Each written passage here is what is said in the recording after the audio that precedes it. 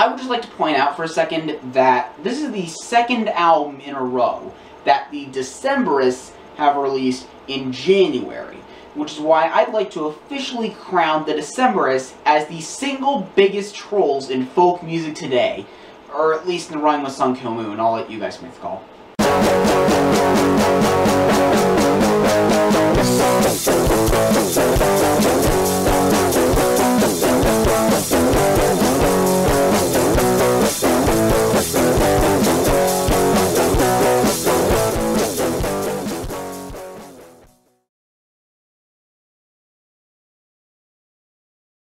Hey everyone, welcome to another episode of Spin It Reviews, and today I'm going to be talking about the new album from the Decemberists called What a Terrible World, What a Beautiful World. Now, for those who don't know, the Decemberists are an acclaimed folk rock band from Portland who've been gradually gaining popularity over the decade plus they've been around.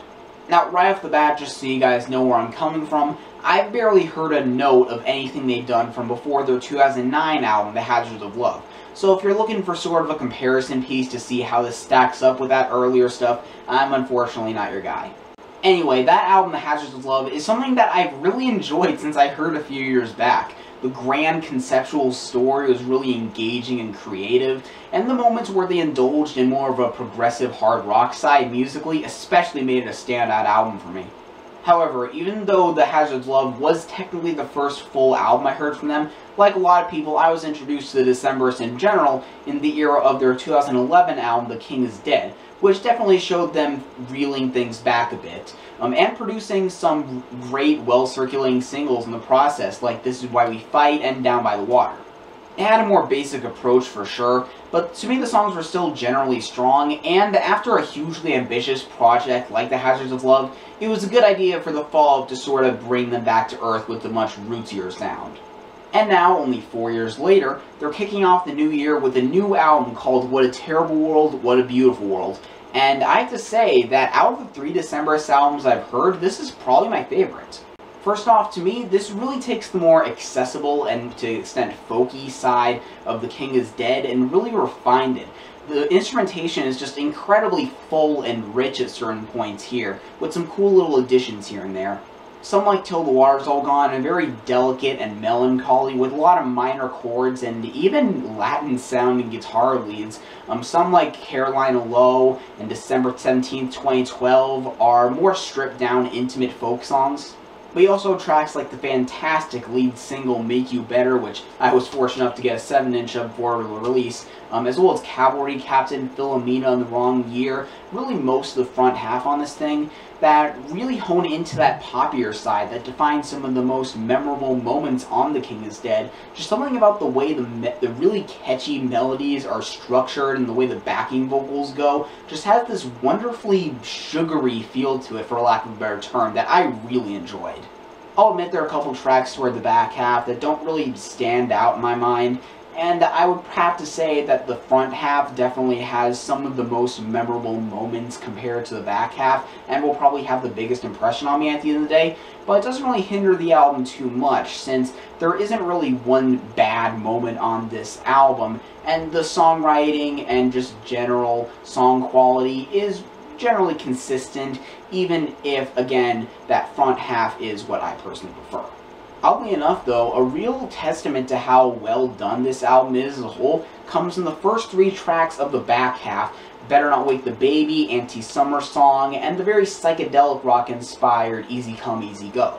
These songs are all really short, all clocking in at around 2 minutes, and have some of the most basic and derivative chord progressions and structures and melodies on the whole album. Heck, the song Better Not Wake the Baby sounds like an old sea shanty that just hasn't been written until now.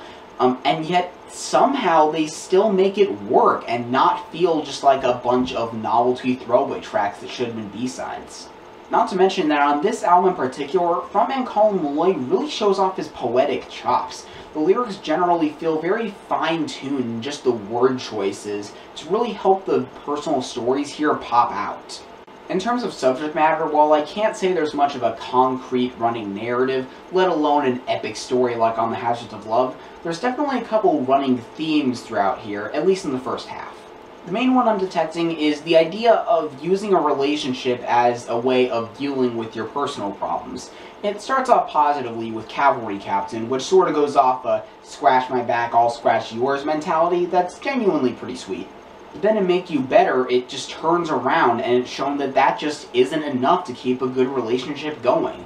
And on Lake Song, it's shown the other person was actually a pathological liar, which the narrator was just overlooking before because he needed that codependence in some form.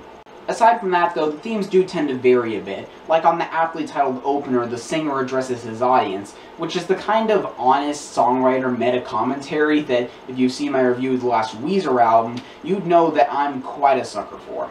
Meanwhile, we've got songs about death, like Till the Water's All Long Gone and Easy Come, Easy Go, and especially December 17th, 2012, which really gets across the idea of the album name, What a Terrible World, What a Beautiful World. And I'll just say that even though the idea of taking the good with the bad isn't anything especially groundbreaking, the way it's approached here does really help make it stand out, in my opinion. But at the same time, though, the more lighthearted moments can be pretty charming, like Better Not Wake the Baby, Anti-Summer Song, and Philomena, which is probably the cutest song about cunnilingus I've ever heard.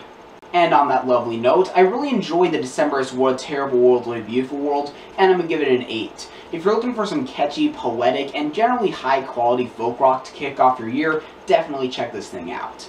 Side note, yes, I know that my first 3 reviews of the year have all been in the 8 range, but trust me, there have been some lower scoring albums that I've listened to between these.